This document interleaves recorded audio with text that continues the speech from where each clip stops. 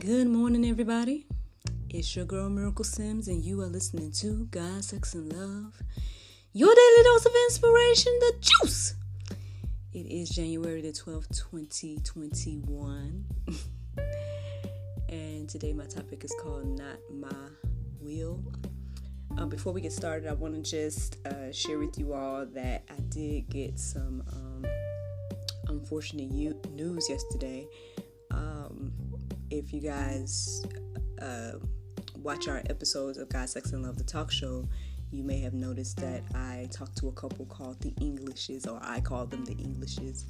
Well, the gentleman in that couple, Mr. Roderick English, his father passed yesterday, and so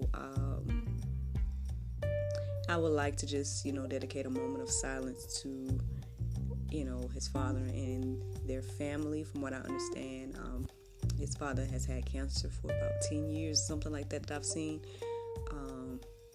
and so, of course, I reached out to them and everything like that and let them know our condolences and everything. But yeah, I just want to dedicate a moment of silence to them before we get started today, if you all don't mind.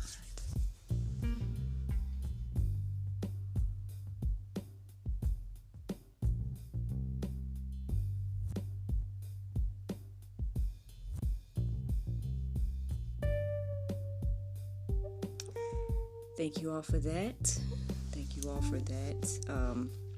We just pray that during this difficult time that they, find some peace of mind and can come together as a family and everything like that. And, we just lift them up in prayer as well. And I pray that you all, do that too. Just pray for them. Well, as you guys can see, we're still here, so thank and praise God for that. I got out of bed. I went to bed a little late, so then when I did get up, I just was like, not that I didn't feel like getting up, it just took me a few minutes to get up, and I did do my workout this morning, which, like I said, always feels good. It was funny because as I was doing it, or before I started to do it, with the FaithFit app, you guys know, during the workout, I usually try to focus on God and focus on, the message that they're sharing throughout the workout. So sometime before I did the workout, I was kind of thinking to myself about, the other day, because I did some, I guess you can call them like promo pictures and stuff like that for GSL, and I noticed I had a little pudge, which I was like, oh Lord, I thought I had worked that off. That's still there. But I probably always have had a pudge, so I mean, and I know people will look at me and be like, oh, what are you talking about, Miracle? But I mean, everybody has little flaws or things that, they want to work on or whatever the case is. So I was like, man, I don't need to be taking no breaks with the FaithFit app. I need to be every day doing them crunches and everything. But look, segue into the message or the conversation today. But, maybe it's my will to have a flat stomach, but maybe it's God's will for me to have a pudge. Nice segue, right? But nah, so yeah. But like I said, it always feels good to take out that time to not only work out, but dedicate that time to God, to reflect on Him and His Word. So shout out to the FaithFit app. The thing today was about the Lord's Prayer. So that was cool. I enjoyed that as well today. And then, of course, I did my prayer meditation with the Soul Space app. And after that, it kind of got me thinking about my purpose, because it was asking, be true. It gave me a journal prompt, and it was like, be truthful about your purpose versus, and how that differs from God's purpose and stuff. So I started to kind of write down what I thought, starting with what I thought my purpose was, and then literally writing down the question like, well, Lord, what is your purpose for me? Which kind of led me to kind of think about like the gifts that I naturally have, and then like what my spiritual gifts could be, and all those things. And so I hope that you guys can take some time and think about that as well, because I mean, perhaps this will go with the subject of today about not our will but God's will, or in particular, it's not my will if we're focused on ourselves. Because in every aspect of life, right, we need to be allowing God to lead us and guide us. And I'm saying it to you, but I'm saying it to myself, I'll be honest and say, over the past few days and with everything that's been going on in the world, it's like I'm looking for something, or I'm waiting for something, or whatever the case is. But at the end of the day, whether these things happen or not, it's not my will, but God's will, And so,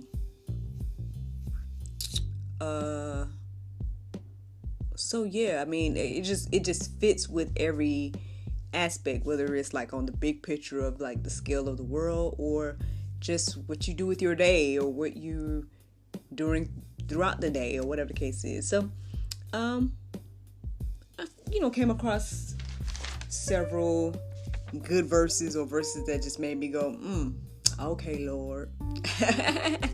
So let's get into it. So first, starting out with Luke 22:42, it says, saying, Father, if you are willing, remove this cup from me.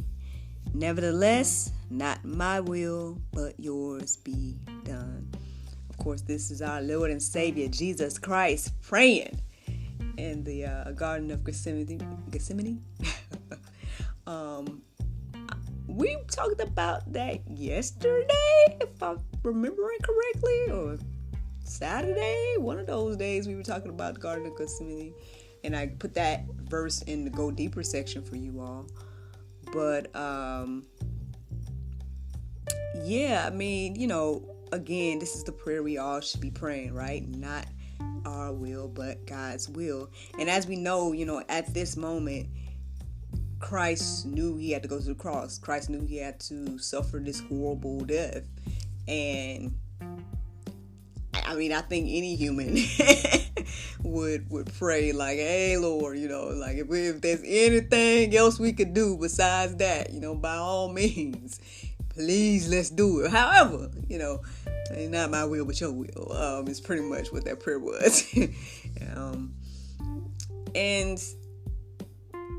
even more so today as well, again, with everything, I guess we should be praying this type of prayer.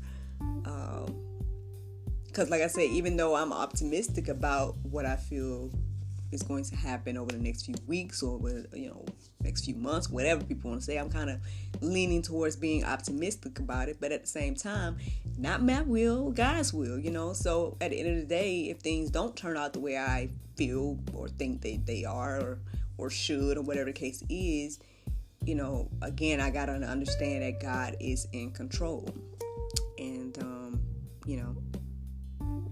and obviously he knows more than me.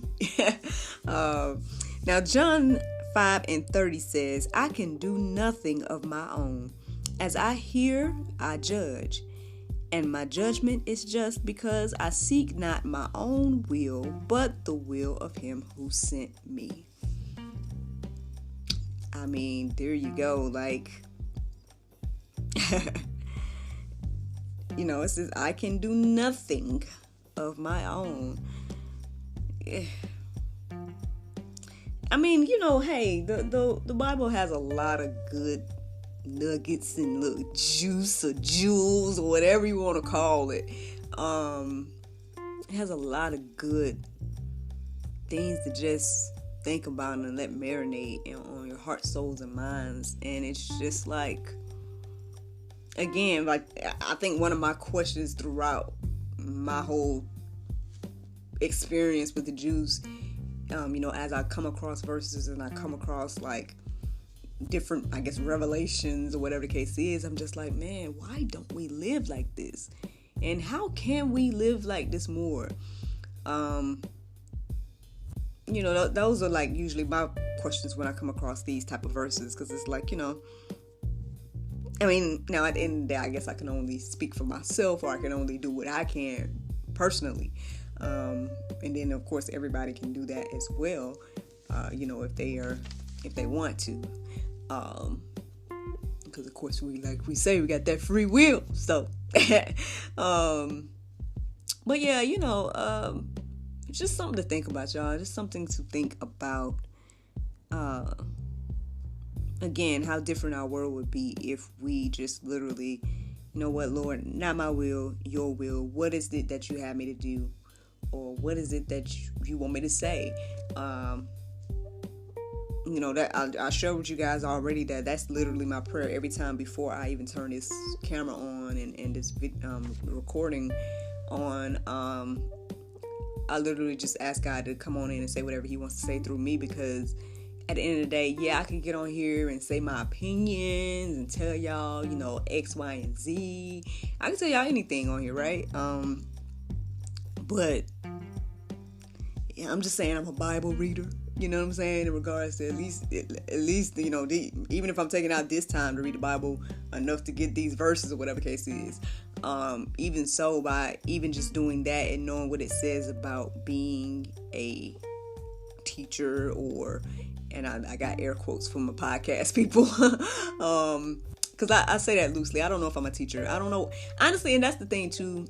As I was writing down my spiritual gifts or trying to figure out that part, like what is my title regarding this whole thing, and I don't know if I need one, you know what I'm saying?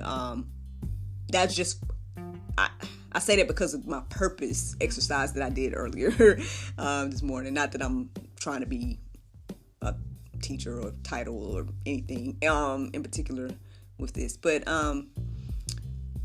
as I thought about that, see, I got off track trying to tell y'all that. I apologize. I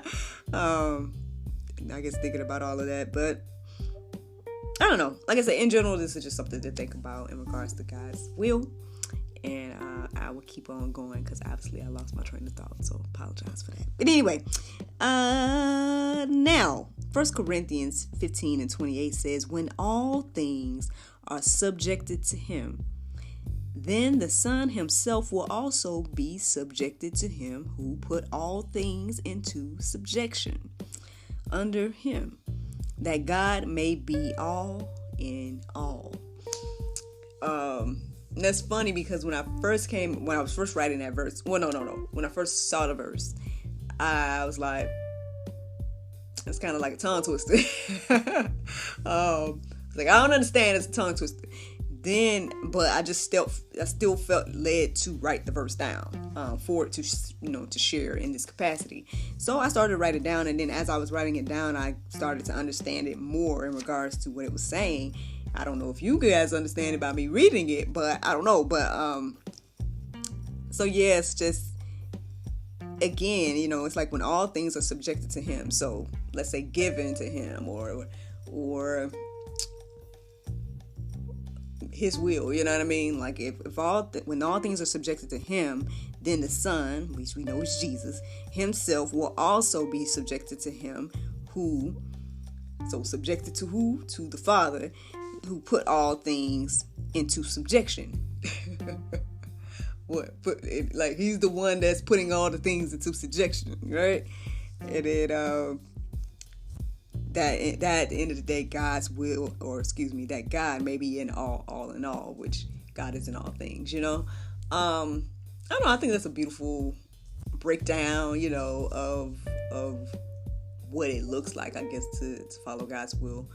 And yeah, just something to marinate on, y'all. Let marinate on the verses right there. Now, Hebrews 5:8 says, although he was a son, he learned obedience through what he suffered. I found that verse kind of interesting this morning, so I went ahead and wrote it down. But also because it made me think about this quote that my husband likes to say. But then it also made me think about like what I learned or what my mom taught us growing up, me and my sister. Like, I don't want to say the quote wrong that my husband says, but he says something along the lines of he likes it. I think his grandmother would say it to him or whatever. It's like, bought sense is better than borrowed sense, which kind of reminds me of this verse because it's saying here that although he was a son, he learned obedience through what he suffered. So whoever this person is, right, they had to learn obedience by suffering. And that's kind of like along the same lines of what my husband is saying with this whole bought sense is better than borrowed sense. Like, what you, I guess, learn yourself is better than what you, or sticks more to you than what you learn from others or something like that. Now, on the flip side, my mother always taught me and my sister to learn from other people mistakes. Like, you don't have to go through certain things if you learn from what you observe others do, which I guess is how I lived. There's a lot of things that I just kind of, and no judgment on nobody or whatever, but I'm just saying, as I grew up, there was things that like I would see my friends do, or there was things I would see other people do, and I'd just be like, okay, I see what happened when they did whatever they did, so I'm not gonna go that route, so I don't know which one is better, I guess I'm not here to say which one is better. I mean, I feel pretty good about not having to go through certain things, but then sometimes, like even this verse right here says, sometimes, suffering will help you learn obedience. And, look, me included, everybody included. I'm not trying to point no fingers and be like, help y'all learn obedience. I'm talking about across the board, like even for me, I'm sure there's some things that I have to, I've suffered throughout my life, or I've gone through in my life, and I've learned from, because of it, So, again, I mean, this could fit with all things. Again, one, God's will versus ours, as well as the bigger picture of everything, too. Is like, like I say, anything can go any way, right? Two different ways things can go, and, either way, right? So, I'm going to keep going here. Now, it says in Romans 8:14, it says, "For all who are led by the Spirit of God are sons of God." Gotta be led by the Spirit, y'all. Like, it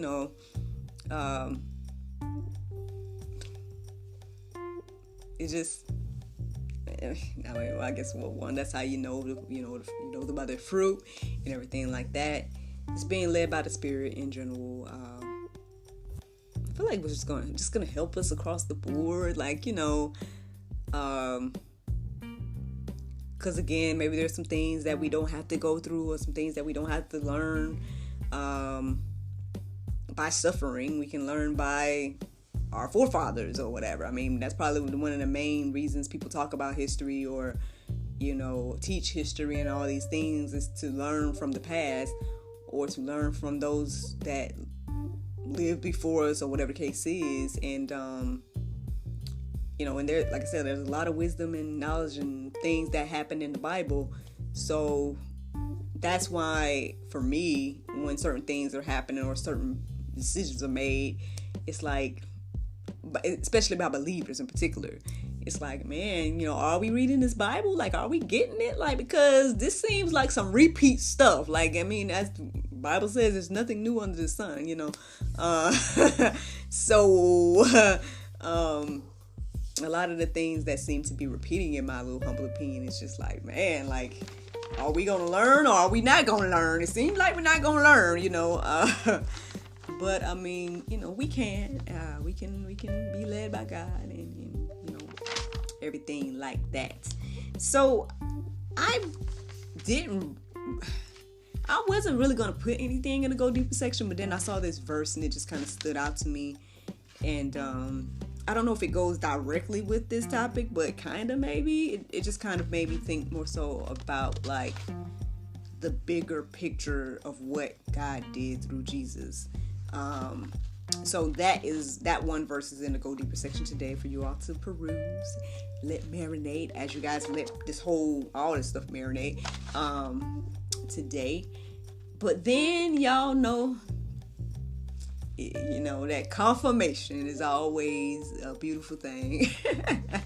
Because I went on to get the Bible verse of today, and it goes hand in hand with not my will. It says this right here, James 1:5. If any of you lack wisdom, let him ask of God, that giveth to all men liberally, and upbraideth not, and it shall be given him.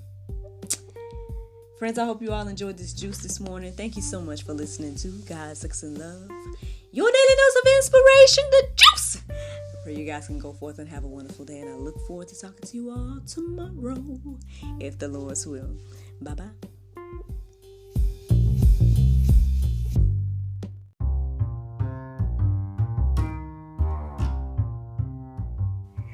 Hey friends, so guys, I just finished my first day with the Faith Fit TV version of the Faith Fit app. I'm telling you guys, it's on a whole nother level. I really enjoyed it. I'm a little tired, as you guys could probably tell, but at the same time, I feel so good. It's just a great devotional workout, strengthening your body and your faith at the same time. So if you guys want to check it out, use GSL to get 10% off and go to Faith Fit TV.